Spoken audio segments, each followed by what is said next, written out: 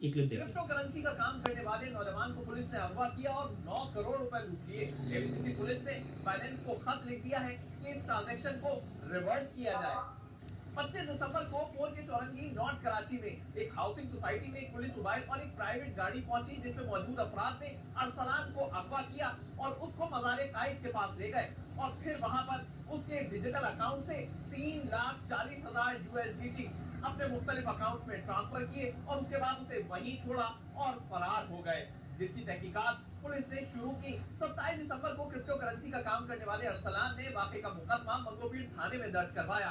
इसकी तहकीकात एबीसीसी पुलिस को ट्रांसफर हुई तो मालूम हुआ कि इस पूरी कार्रवाई में जो पुलिस मोबाइल इस्तेमाल की गई है वो सीपैक सिक्योरिटी की मोबाइल है और इसमें मौजूद एक एहलकार जिसका नाम उमर है वो सीटीडी से ताल्लुक रखता है, जिस पर 7 अफराद को गिरफ्तार किया गया, जिसमें वो एहलकार उमर और बाकी प्राइवेट पर्सन भी शामिल हैं, जिनसे इस वाकये की तहकीकात की जा रही है।